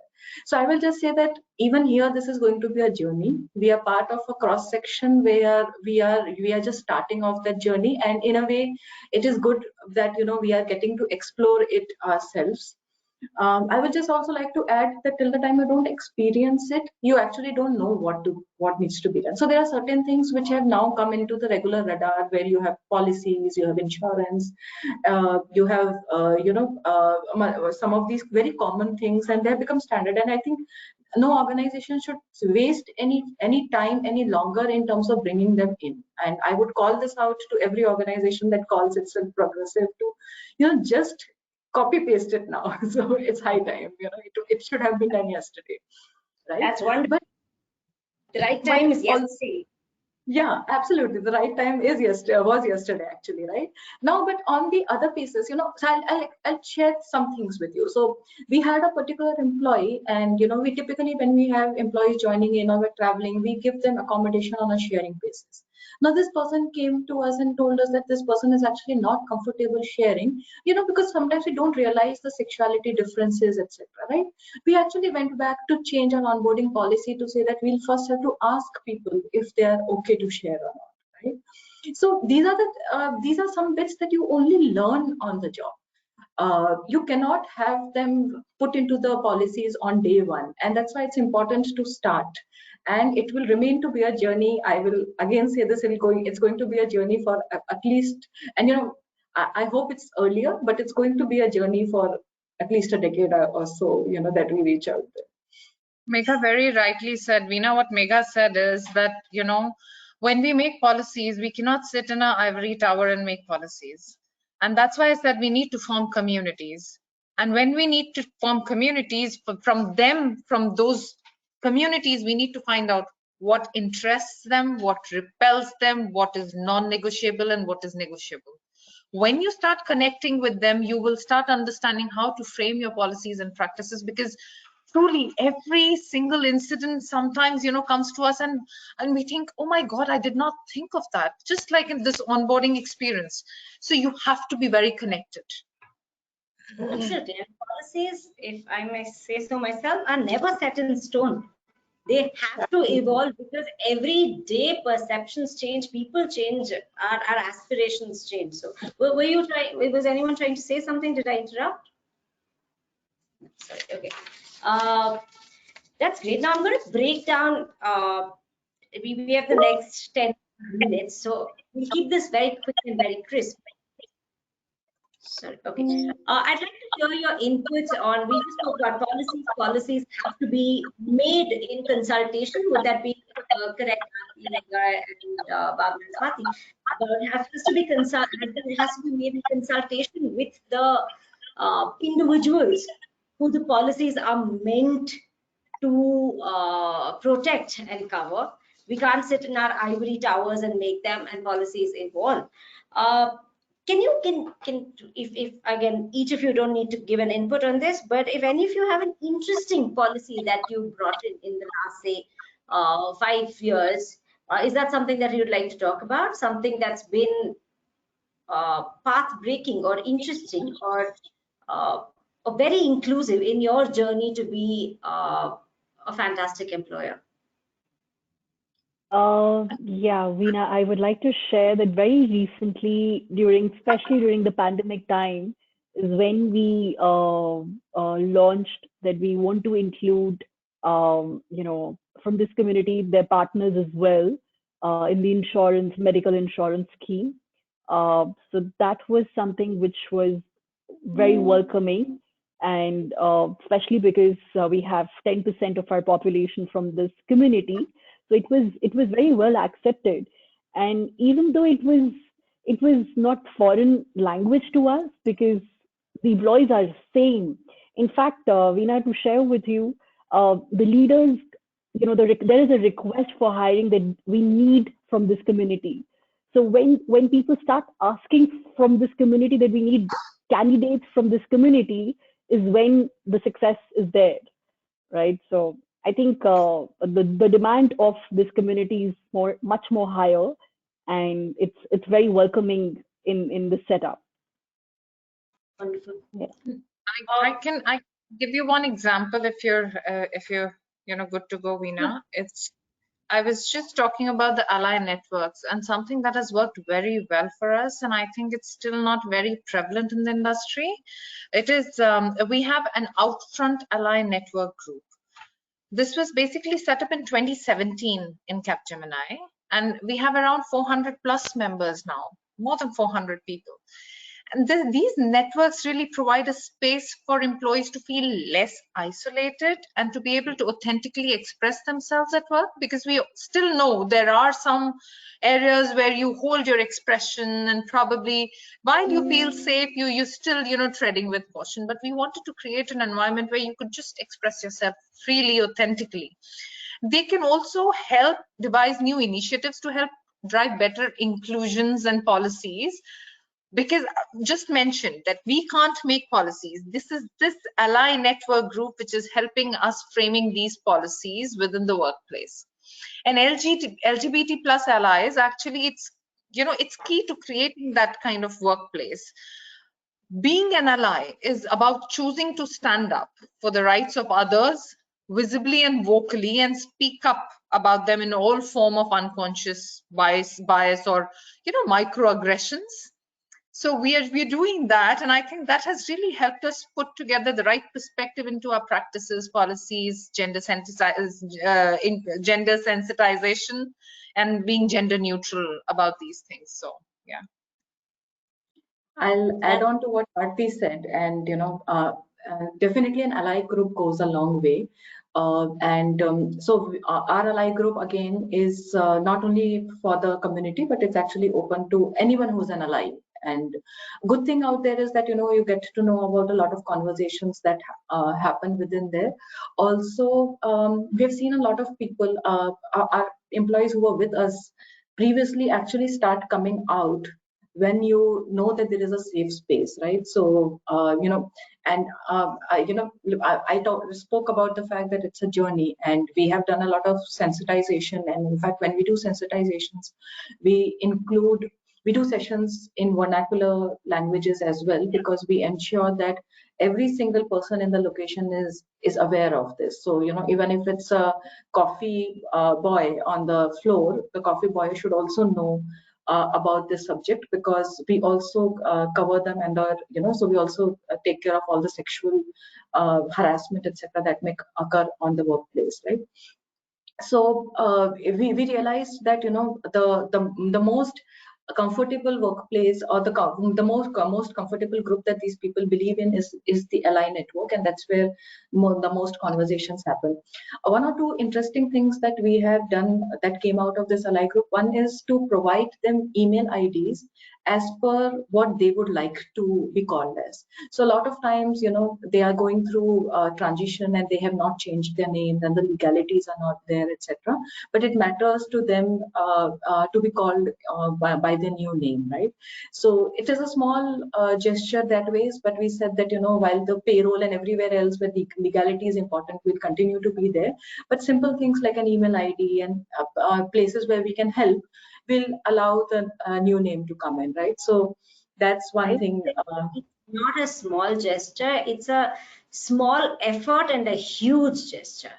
I think that is something that really creates impact, and it helps you walk the talk. It's one thing to like have lots of papers and lots of handbooks and policies telling what is right and what is not.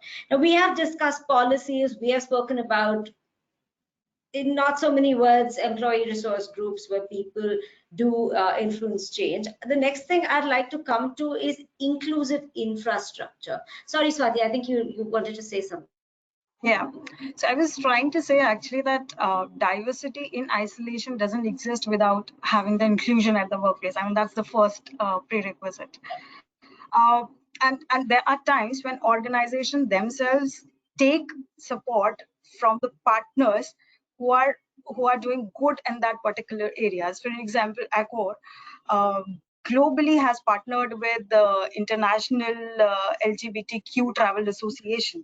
That is kind of, you know, promoting and advancing the travel for the LGBTQI community. When you enter into such partnership, you are taking the knowledge, you are taking the researches that they have done, and you are understanding the smallest of details that you need to understand when you want to welcome everyone. B, you are communicating a message to all your stakeholders, be it your clients, be it your employees, be it your shareholders, that how important that is for your organization, or rather I say that it is part of your DNA. It is one of the major commitment that your organization would want to undertake.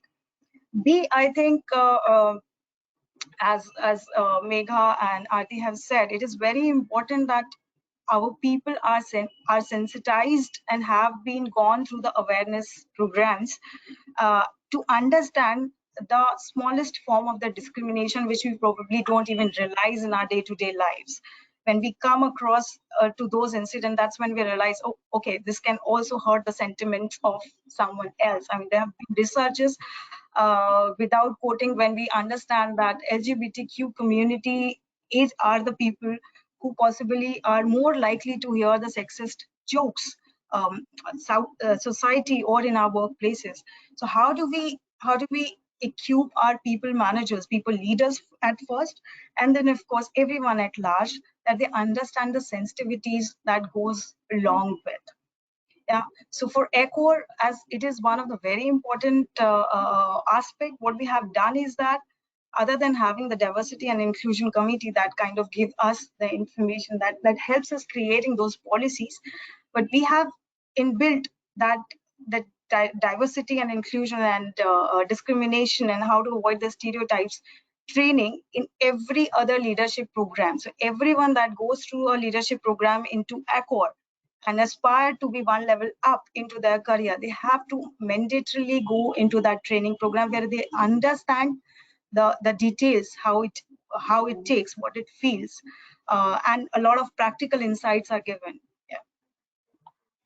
Thank you. And Mr. Miranda, I'll probably, sorry guys, I just thought we should hear Mr. Miranda's inputs on inclusive infrastructure, because when you're setting up a cafe, I think that also opens doors to all kinds of people, everyone, gender agnostic, religion agnostic, caste agnostic. And when you are creating a place like that where people come to meet, eat, have a good time, what is inclusive infrastructure? So what we have done over here is, so on our tables, right, where people sit and wait for their food, we have put small tent cards, educating people of what really the communities from the cultural background to the history, right? So people while they are coming inside, they're already educated on what this thing is about, like what is the transgender community all about, right? Then second, what we try to do is mainly again, Mehman Nawazi is what we call at our place. Uh, so it's, again, I'm talking in terms of hospitality. At the end of the day, we are welcoming people, right? I think Swati would agree to me. It's all about having the right hospitality. Everyone comes for a good time. Have be themselves, get their stress out, eat good food, and leave. Right? We are trying to make a psychological impact as well, right? When people come at a place, they are not only experiencing a small gesture of Mehman Nawazi, but also the impact on how they can take this out into their daily life. So, infrastructure, gender neutral toilets, what we aim. That's the first thing. Second, ask is the one of 10 cards. Ask the pronouns if you're not comfortable. Ask, first thing, ask. Right? Then the history, as I said. Other thing, what we do is we have these small takeaways, what we give at end of your meal, like something like a kiss me chocolates, along with your small 10 cards. Like how can you be inclusive in a day-to-day life? So we give you a small card you can take away. We put it in our parcel boxes. Now how can you be inclusive at your workspace? So these are the small gestures what we try to do in terms of infrastructure and through our menu cards. Read about them, read about the community. So you're sitting there and you're back of the head, you're automatically, you are digesting the fact. Yeah, it is okay to be. That's wonderful. Thank you. Thank you. Actually, my microphone is very bad at the moment. Don't worry about it. I think it's fine. We got the inputs, and I would invite everyone to go out there and read up on about the cafe. It's something that I think is a path-breaking initiative. It's called Bombay Nazaria. So all of you go check it out. And I believe we have some questions for us. So Tracy, would you be helping us with that? Yes, Veera. I have a colleague, Pranita, who will be taking up the questions from here. Pranita, if you can please ask the questions to the panelists. Yes. Firstly, hi everyone. That was a really engaging panel discussion. We can really make that out as the questions are raining in our chat box. So the first question that we have is on the topic that we just discussed about inclusive infrastructure.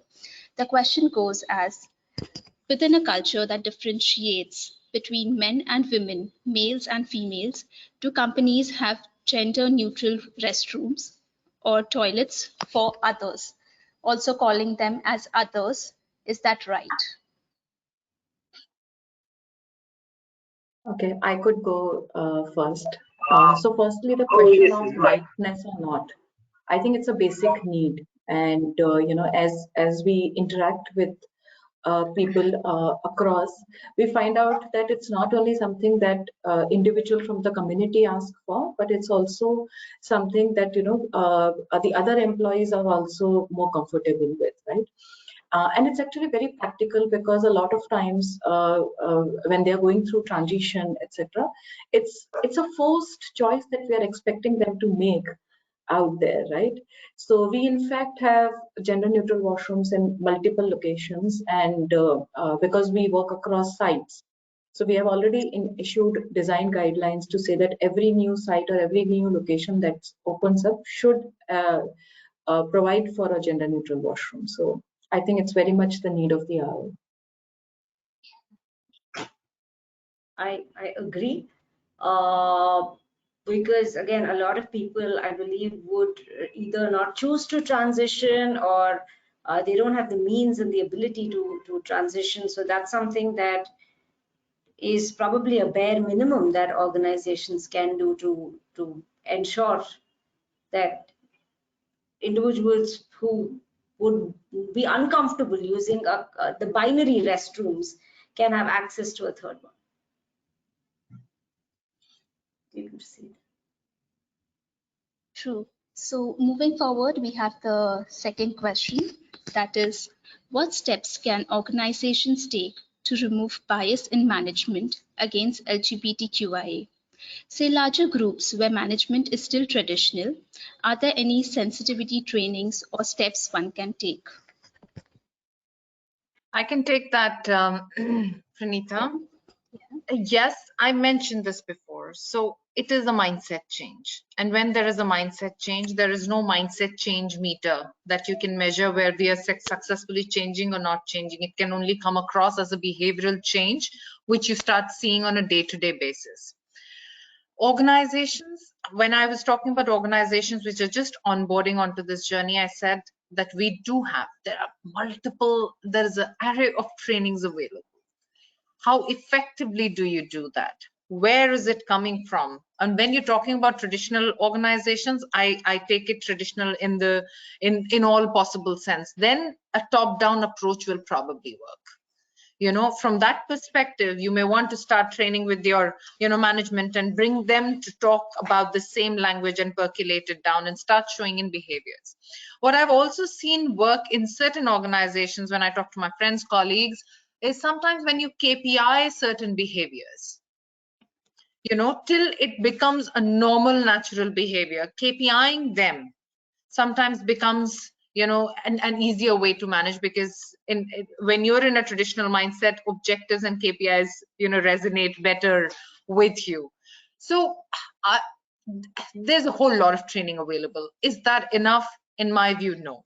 Are we using that training effectively? Are you targeting the right audience and then coming from top down, or are you taking it bottom up? You need to understand your ecosystem and take, take those cues and do that for your organization. But creating a framework, getting people to form some smaller communities to get their ideas, getting your top management aligned would be few things, at least for a traditional looking organization to start with, is my view.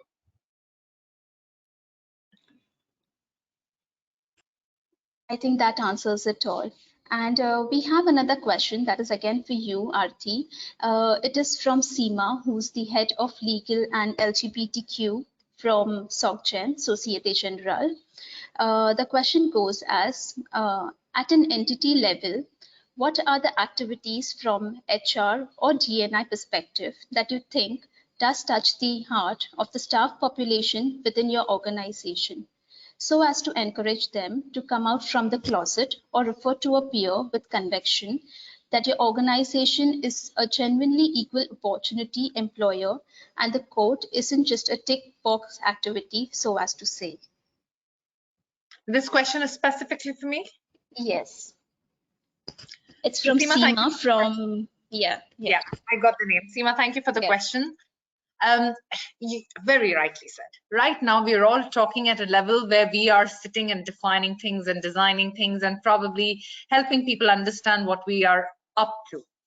When it comes to a day-to-day way of interaction with people, and people coming from possibly all walks of life, coming from rural areas to the cities to look for a job, brought up in a certain way of mind, conditioned with a certain upbringing, all these things are very new for them. So it's a constant reminder that an HR organization needs to take to keep that awareness alive. You run an awareness session, sensitization session, and you say, okay, for 2022 I ran 10 sessions, my job is done. It doesn't work that way. you have a constant movement of workforce. You have a constant, change in the talent dynamics. You have to constantly be on that. Some of the things, for example, I'll give you a few examples. We talked about gender neutral washrooms. Now, we spoke about it. Do we have it? We have. So when you start doing that, people see it. They will question, why do we have gender neutral washrooms? What is the idea? And then you start explaining, they will reach out to you. Every HR leader, HR partner in the organization needs to be completely onboarded, should be able to answer those questions. When we talk about these things on social media, or we promote, organizations policy for everybody to understand and know, that's when they also, get educated about it. Awareness sensitization sessions, I will always talk about. It always helps, because when you talk, for example, I'm sitting and talking to you all right now, and talking to my colleagues. If I sit here like this and talk to 15 people also in a week, they are percolating this information somewhere down the line where they understand what I'm really trying to do, rather than just running them through the training, explaining what are, mindset barriers, what are microaggressions. Sometimes we don't even realize it's a very common way, and I think we all understand. Very normal way of talking. Hi guys. Very normal. In day to day, our children talk like that, we talk like that, but it's not okay. We need to tell people about these simple things, that how it is creating an unconscious bias, a cultural prejudice. And we more and more as a race are becoming intolerant towards this. And people need to know that. Using gender neutral language when you create policies. For example, when you're rolling out offer letters or job descriptions, are they gender neutral? Or are you just teaching to be gender neutral language when you're talking? Have you taken care of these small little, aspects when you're driving sensitization? When you start practicing, people see that on a daily basis. Simple things. There are LGBT plus recognized days. Do you send out a note to the organization that today is this day? Let's recognize, let's be aware of this. We recently put together a handbook for our managers on transgender transitioning guidelines. It sounds very unfamiliar, but we got onto this journey because there are colleagues who are undergoing gender reaffirmation. It's very normal. That's happening today. But do we understand that people around them, do they understand what this transitioning means? What are the do's and don'ts? And do these people know what are their medical benefits, where their leave benefits? Over communication is the answer. Small, big over communication. Just one thing to add. It's about giving the benefit of doubt to all employees, because I think a lot of people in our organizations are willing to learn. They want to use the right language. They want to know more. And that's when a handbook like this comes of a lot of use, where I want to know more, but I don't know who to ask. I'm too embarrassed to ask. I'm too shy to ask. But if you as an organization are putting it out in a way that is easy to understand and digest, then the impact is huge. Not only are you normalizing, but you're also bringing in involvement from people who otherwise would have just moved on, who are not really invested in the conversation. Absolutely. Yeah, any more questions? Agree to that. Yeah. We do have, maybe we'll take two more. This question is addressed to Bhavna. So the question goes as, being a luxury brand, do you have transgenders as a front face? And have you faced challenges or people not wanting to?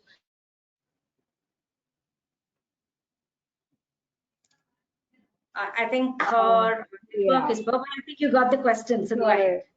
Yes, I got the question. Thank you for the question. Hiring a transgender is one of my dreams, and hopefully it should happen sometime very soon. As an organization, we've been able to promote, celebrate LGBTQI community for sure, but transgender is one area which in India, primarily if I were to talk about in India, is what my dream is. But in other countries, yes, we do have transgenders, and they are very well taken care of. There is a proper structure, proper framework, and as Aarti rightly mentioned, over communication is the key.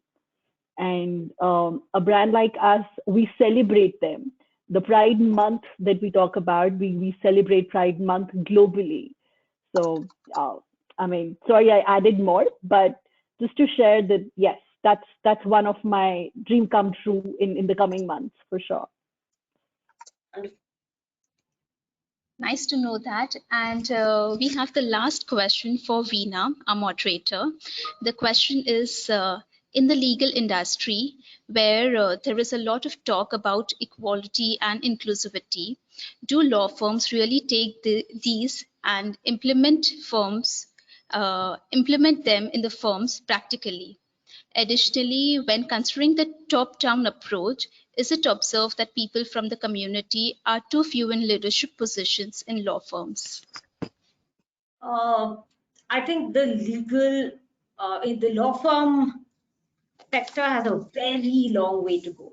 I think it's important to call ourselves out and say what's been done is not enough. We do have firms with significant diversity, but in terms of most large law firms, they don't even have a solid HR.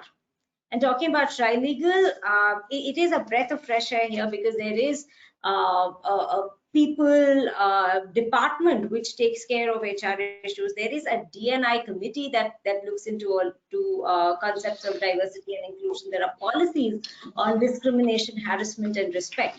So yes, some firms are taking the necessary steps, and I will never say that we've done enough, because every organization has a long way to go. And I'm quite glad that I'm seeing days where these conversations are even being had. This was in the legal industry itself used to be extremely male dominated. We're seeing women in positions of power. We're seeing women in positions of leadership. We are seeing people from the LGBT community taking up space, and that itself is refreshing. And it would be absolutely incorrect of me to even say that we've made a small change. There are still miles to go, and I think we would have made some change. The change would be visible when, instead of me being a moderator in this session, I would have somebody from the community championing a panel like this. And that's when my role as an ally would have probably been accomplished, because as an ally, I think my biggest job is to pass the mic. Absolutely. And with that, I think we'll come to the end of the session. Though we have many more questions with us, but since we are running short of time, I think we'll have to call this session. And before we end the session, I request Ms. Shweta Pahuja to please share the concluding remarks. Thank you, Pranita. I would just like to once again thank all our speakers for this rich and meaningful exchange. I think it was certainly interesting to learn about all the different efforts, the programs, policies, guidelines that your organizations have already implemented. So I'm sure all our participants have some great learnings to take back home this evening. I would just like to also convey once again a special thanks to Capgemini for their support on this important topic. And with this, here's wishing you all a lovely weekend ahead. Thank you so much.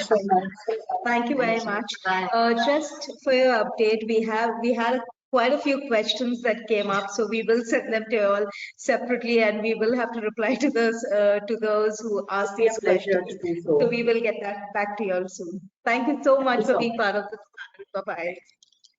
Thank you. Good evening. Bye. Thanks.